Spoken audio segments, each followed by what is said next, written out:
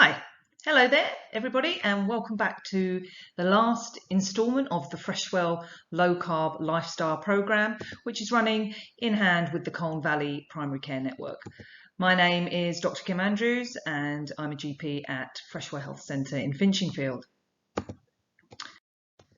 So again, as always, just a very quick disclaimer that this is not medical advice and you should discuss with your own healthcare provider before starting any form of major lifestyle change if you're suffering from any long-term conditions, particularly if you take medication for type 2 diabetes or high blood pressure, as your medications may need to be altered.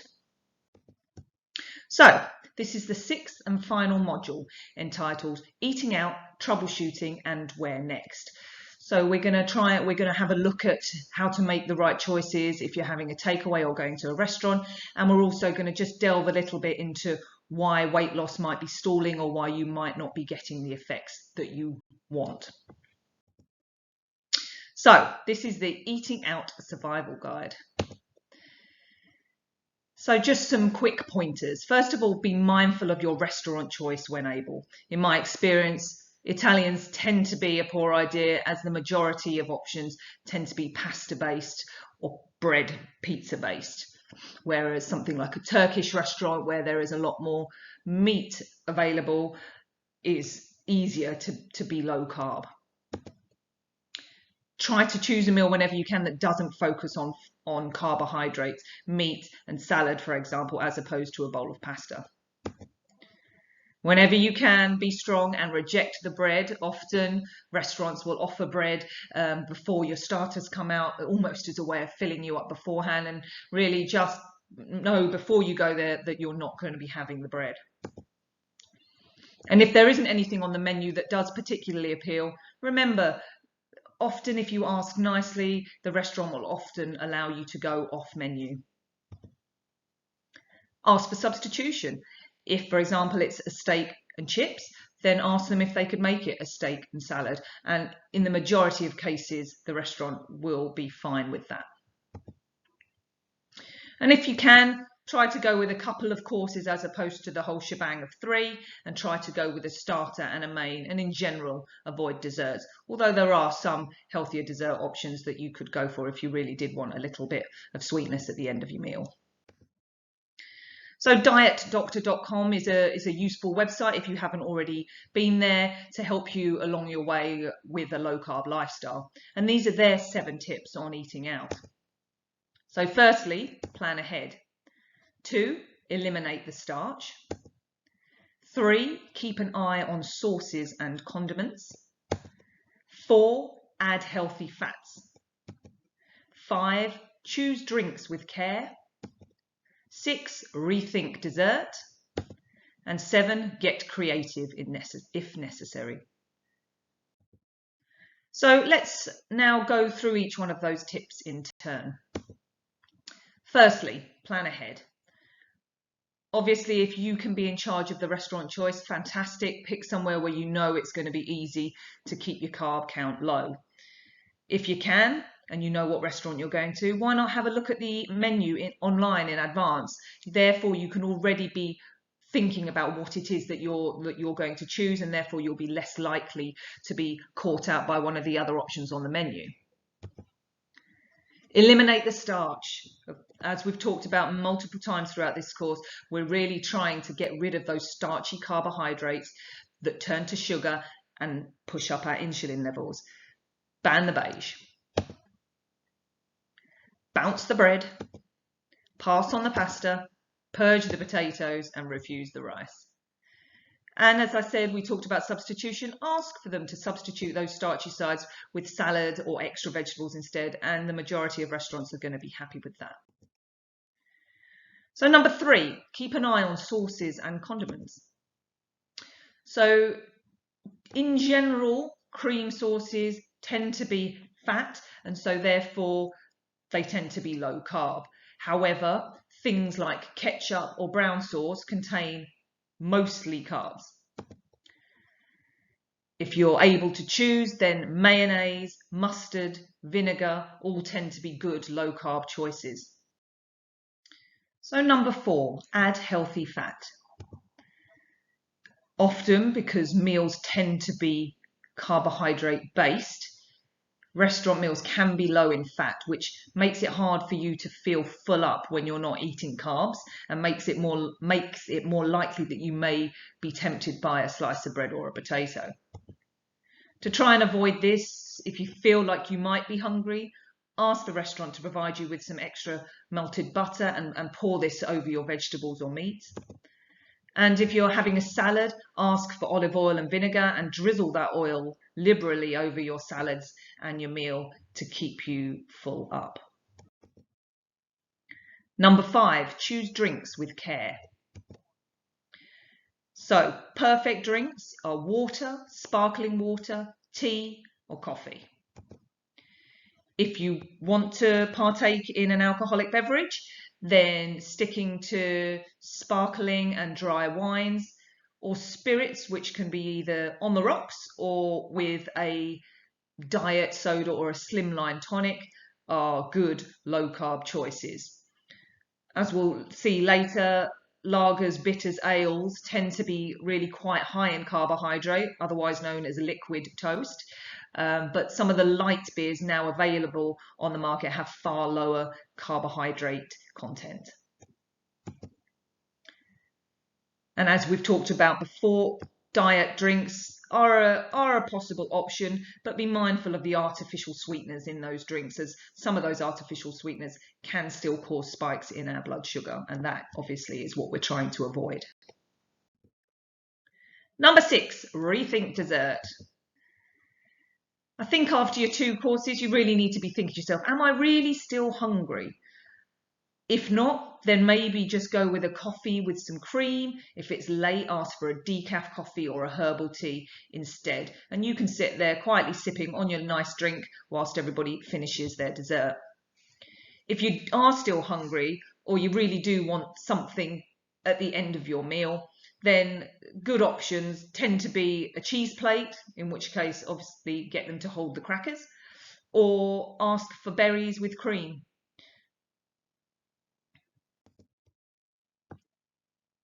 So number 7, get creative if necessary. And as we talked about earlier, it is okay to go off-piste with regards to your restaurant choices. If nothing on that menu is working for you, talk to the restaurant about alternatives that they could provide. For example, if spaghetti bolognese is on the menu, why couldn't they just serve the sauce in a bowl with a large serving of vegetables on the side? And then obviously you can smother that with a lovely sprinkling of Parmesan cheese.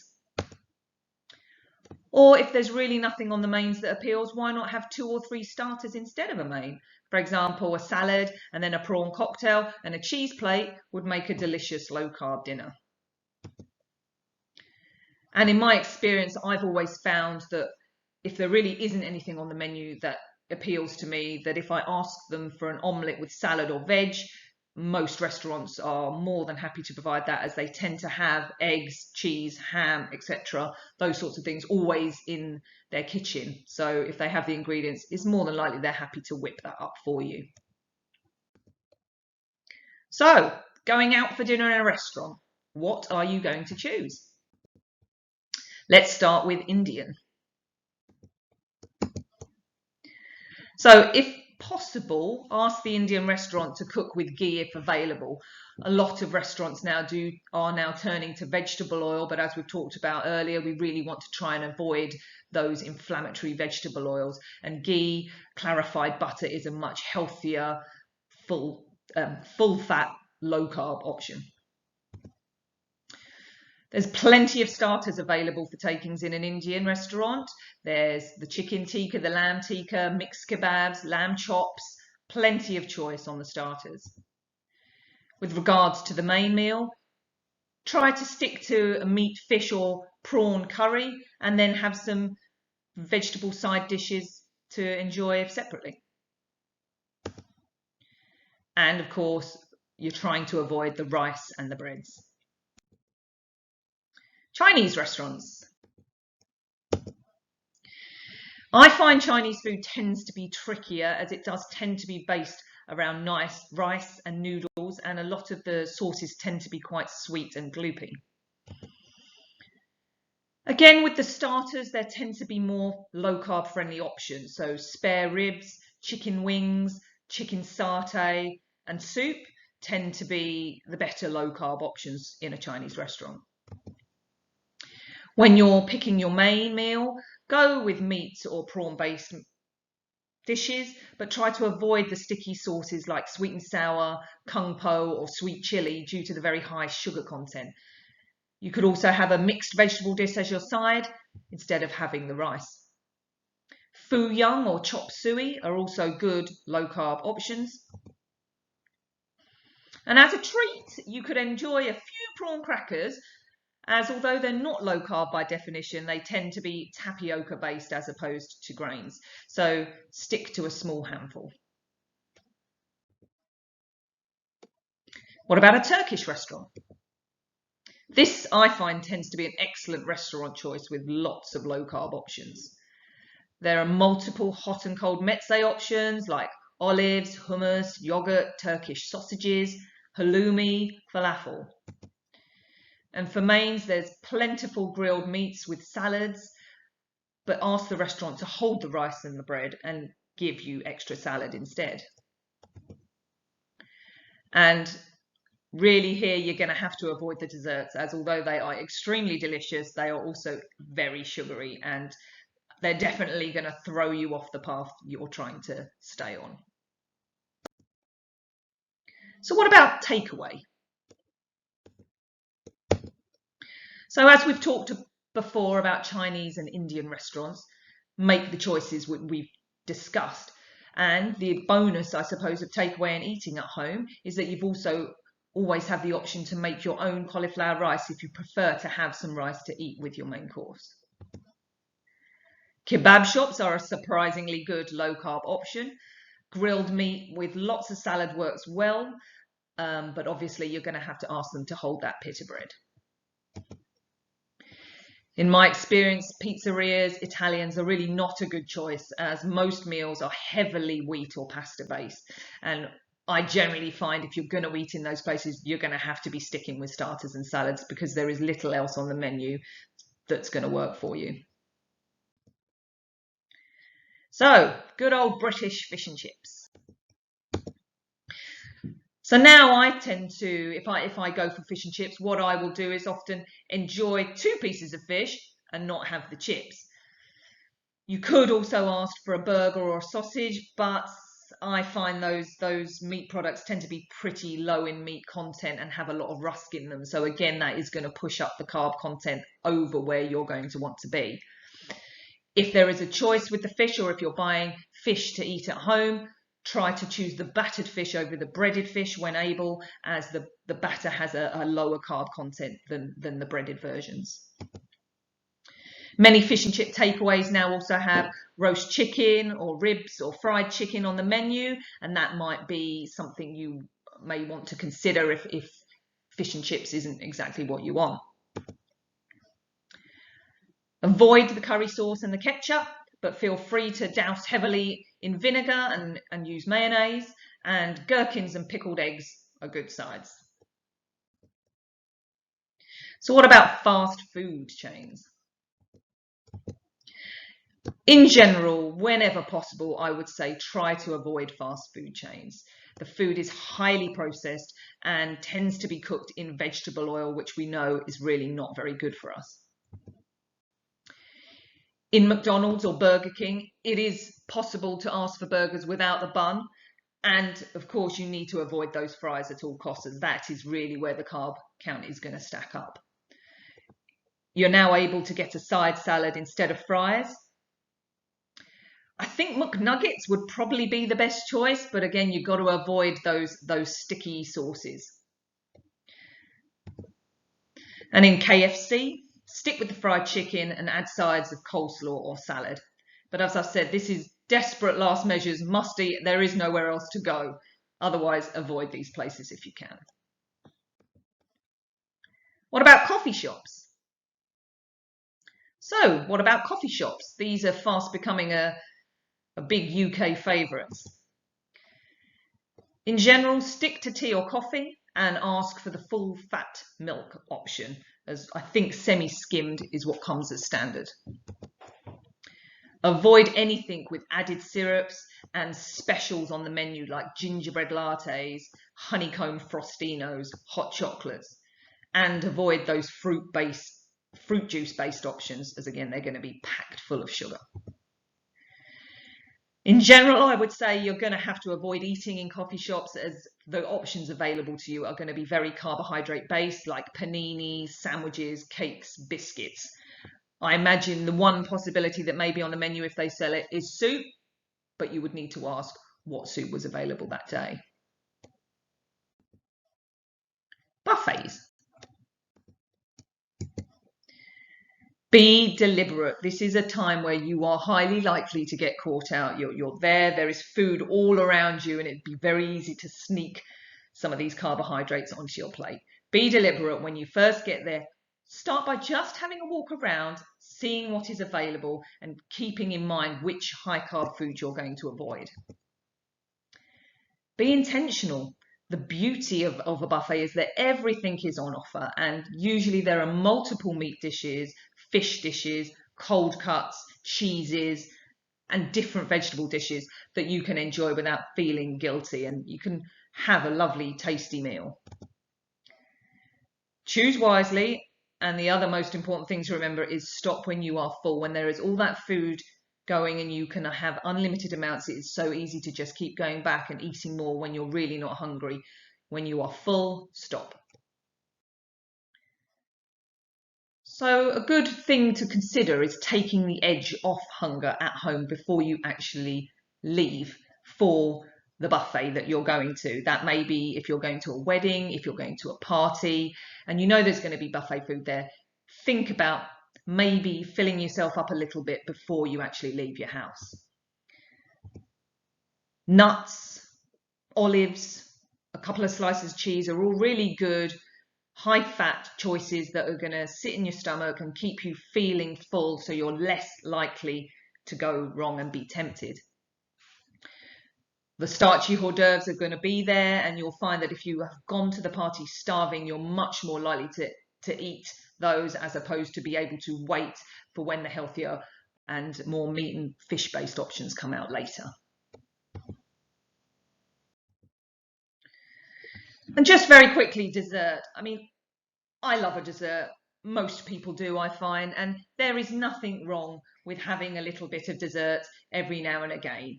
I think the important thing to remember there is that dessert should be a treat, and it shouldn't be something that you have every single day. Obviously, when you're at home, berries and cream or berries and full-fat yogurt are a really nice option.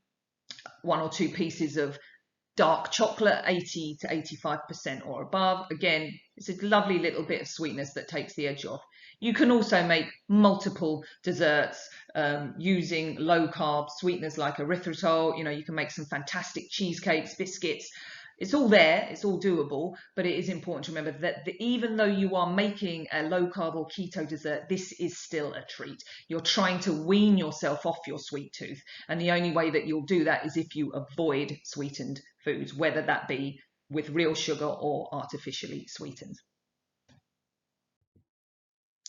So let's talk briefly about alcohol. When going low carb, alcohol can affect things in a number of ways. So firstly, alcohol is broken down in your liver, and that is also where fat is burnt. So if you are drinking alcohol, your liver will have to manage that first rather than fat burn. So that is a reason for why alcohol will slow down your weight loss. Drinking alcohol also tends to remove our inhibitions, and that means that we might end up eating things that we really weren't planning to eat and we know isn't a particularly good idea, but we've had a few drinks, so we don't really mind at that point. And again, those extra calories that you're getting in, those extra carbohydrates, are going to cause it to make it difficult for you to lose weight, and it's going to slow your weight loss. So for effective weight loss, if that is your aim with low carb, you should consume alcohol in moderation, choosing the lower carb options, or avoid it altogether. Interestingly, most people find that their tolerance to alcohol is reduced when they're on a low-carb diet and that they're more likely to get a hangover. So don't overconsume alcohol and make sure that you're drinking plenty of water to counteract any hangover effects. So here we just first of all have a look at lagers, bitters and ales. As I said before, they do tend to be quite carby, otherwise known as liquid toast. And this just shows you the different beers that are out there and how their carbohydrate content differs. So if you look to the right of the slide, the ones they're very high in carbohydrate, Guinness, Newcastle Brown Ale, Corona, Heineken, Stella, Bud, are all quite high in carbohydrate. But if you move to the left of the slide, there are those light beers that tend to be far, far lower in carbohydrate count and therefore are a much better option. In terms of spirits, most spirits by themselves are absolutely fine. The problem comes with what you are mixing with those drinks. So if you're tending to stick to diet fizzy pops and slimline soda, slimline tonic water or soda water, that's fine because it's going to keep those drinks low carb, as you can see on the left side of the slide.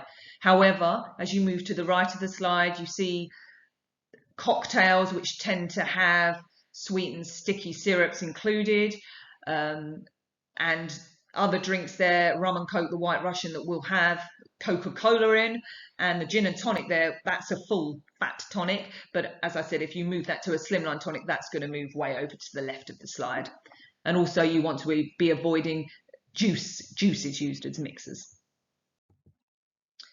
Alco Pops are basically a definite no-no. They are packed full of sugar and they're going to throw you off course, and you should absolutely avoid them. So this slide just shows, so moving from the left to the right, on the left are the lower carb options and the carbohydrate count increases if we move across to the right of the slide. The lowest carbs tend to be in, as we said, straight up spirits or sparkling wines such as champagne or prosecco or cava. Then you move into your red wines and your dry white wines, and then as you move further across, we head towards our light beers and then our traditional beers and ales. Sorry boys, you might need to avoid those. So, what about packed lunch and picnics? I actually think picnics are pretty easily managed. You can take multiple cold cuts of meat, you can take sliced cheese, you can take jars of olives, bags of nuts, and these are all quite nice to enjoy out and about with friends. If you're planning in advance, you could always bake yourself some low carb bread rolls or fathead bread rolls in advance if you really want to have sandwiches, or cook up a chicken or cook up some sausages, allow them to go cold, pop them in a lunchbox, and you're ready to go. Big salads you can take with you in a bowl, or even just vegetable sticks like carrots, cucumber, pepper, and you could use those to dip in hummus, tara masalata, etc. And in terms of dessert, people would tend to stick to fruit, I think, as the easier option. Greek yogurt's quite portable as well. Berries and cream, again, are good picnic options. So let's finally move on to a bit of troubleshooting. What's happening if you lose weight initially, but then it starts to stall, or you're not losing weight at all? What's going wrong? What's happening? So in my experience, when people's weight loss tends to stall or it isn't coming off as fast as they would like, I tend to find that the biggest problem is due to overconsumption of very high calorie foods like nuts, nut butters like peanut butter and almond butter, and full fat dairy like cheese and cream. Often I ask patients to pull back on these things, on the milk, the cream, the nuts and the cheese, and this tends to get things moving again. Often I say to people, look, try 2 weeks of just a diet based on meat, fish, eggs and veg, and try to avoid all those other bits. The other thing I think to beware of is regular treats, as often people will say, well, I have a couple of potatoes twice a week, or have a slice of bread 3 mornings a week, because actually that ongoing carbohydrate challenge to your body will keep your insulin level up, And as we know, once your insulin level is high, the resistance starts to build, and that your thermostat setting is impossible to bring down. So it's really important to push our insulin levels as low as we can if we're aiming for weight loss. As a next step, if you aren't doing any of these things and you think you're eating cleanly, generally for most people, intermittent fasting is a good next step. As we talked about in some of the earlier modules, if you're eating regularly, that is keeping your body in fat storage mode as opposed to fat burning mode. And actually, if you start to skip a meal or increase the time between your meals, you increase the amount of time you're in fat burning mode, and hence your weight starts to come down. So maybe try skipping breakfast if you can. And beware what I like to call carb creep, where is over time things creep slowly back into your diet, and before you know it, you're having a sandwich every day again. Try to avoid it, stick to what you know, and you're much more likely to succeed. So you've made it. You've made it to the end of the 6-week Freshwell low carb course. Well done. So let's look ahead to the future. You now are fully equipped with the skills and the knowledge to fully embrace a low carb lifestyle. Please do join the Colne Valley Facebook group. This is a great platform for sharing ideas with people, sharing recipes that are known to work, and keeping yourself motivated. It's a really friendly place with lots of good recommendations. There's also WhatsApp messaging. If you're not sure, you need some advice, you want some recipe ideas to go with something you're eating, why not use WhatsApp to communicate with the rest of the group? And of course, contact your lovely health coach for support when needed. If you're struggling to keep yourself on track, or if you need some new ideas on how to make changes, they're more than happy to help you, and they'd love to hear from you. In terms of your final measurements, it would be absolutely fantastic to know what you have all managed to achieve over this 6-week course. Please do complete the forms to let us know your final weight and waist measurements, and we can compare those to where you started. If you're able, have a chat to your GP about accessing a blood test to recheck your blood sugar, your liver function, and your cholesterol to see what improvements you've already made. You would be flabbergasted, I think, at how quickly going low carb actually brings about positive results inside your body. It happens within weeks. We would love it if you would evaluate the course for us. Let us know how you found it. Give us feedback. We really do want it. What was good about it? What was bad about it? Where are the gaps where you think we need to provide more information? Or what did we tell you about that really didn't help at all? We'll use all the feedback that you give us to improve the course and make it better for people coming on to this later. So good luck. You now have all the tools for a real food, low carb lifestyle, and I'm extremely excited for you, and I hope it brings you the joy that it has brought me and others around me. Reap the benefits, spread the word amongst your family and friends, and let them know how good it feels too. You got this. So thank you so much for watching and for sticking with us and getting through this 6-week course. We really appreciate that, and we hope that it's brought you the information that you needed and inspired you to go ahead. Thank you also to the generosity of the low carb community out there, which is growing in size every month. Thank you to them for supporting us with our work and for letting us use some of their materials within this 6-week course. Good luck. We cannot wait to hear how you're doing. Do let us know. Take care. Bye-bye.